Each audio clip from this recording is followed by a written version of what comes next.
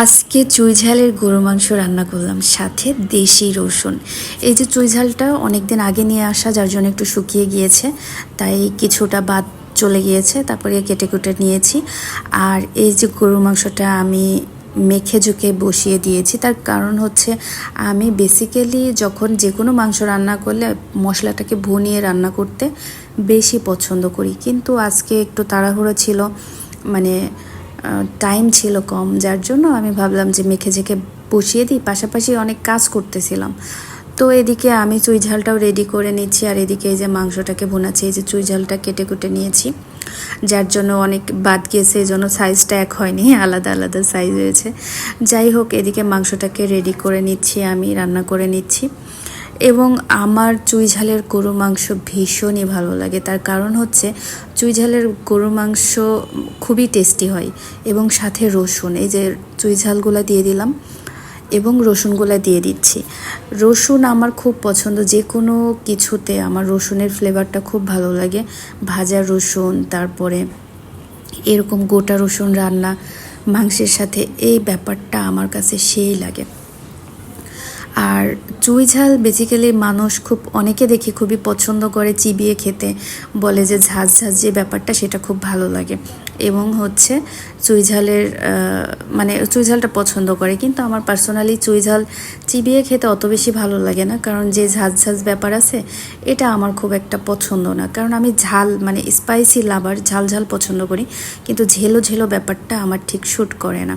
কিন্তু এটার দিয়ে গরু মাংস বা যে কোনো মাংস রান্না করলে টেস্টটা বেড়ে যায়, এই ব্যাপারটা ভীষণ ভালো লাগে। আজকে আমি গরুর মাংসের চুই ঝাল, গরুর মাংসের সাথে চুই ঝাল আর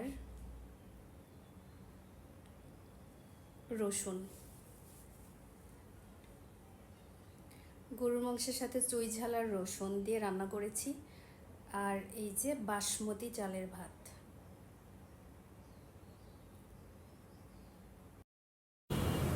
তো এই যে আমি এখন চুই ঝাল গরু মাংস দিয়ে ভাতটা খাওয়া শুরু করব। আর বাসমতি চালের ভাতগুলো দেখতে আমার অনেক ভালো লাগে, অনেক ঝরঝরা হয় তো। আর আমার মানে এমনি চালের ভাত খেতে যতটা ভালো লাগে, বাসমতি চালের ভাত না, মানে জাস্ট থাকে না ওই যে বিরিয়ানি খেতে বেশি ভালো লাগে। তবে যাই হোক, আমার কাছে মনে হলো যে চুই ঝালের সাথে এই ব্যাপারটা বেশ ভালোই যাবে। তো এই যে আমি এখন চুই ঝালের গরু মাংসটা খাচ্ছি, খুবই মজা হয়েছিল, কারণ চুই ঝাল দিয়ে রান্না করলে খুবই টেস্ট হয়, কারণ চুই ঝাল একটা মশলা, যার জন্য আমার চুই ঝাল এত পছন্দ।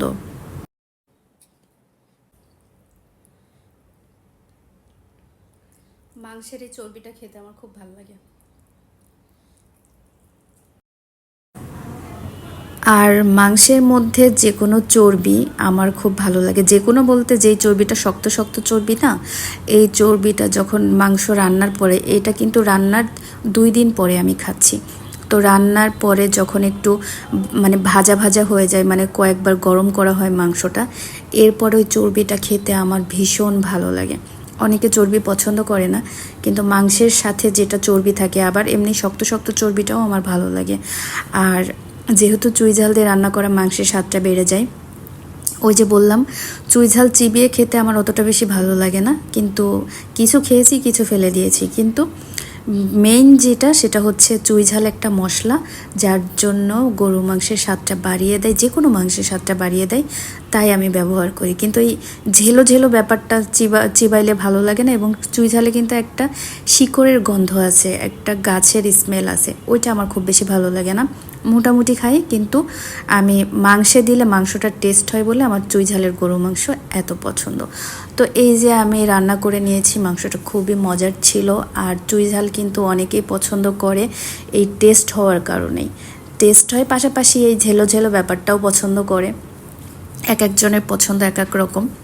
তো যাই হোক, এই যে কথা বলতে বলতে আমার খাওয়া প্রায় শেষ।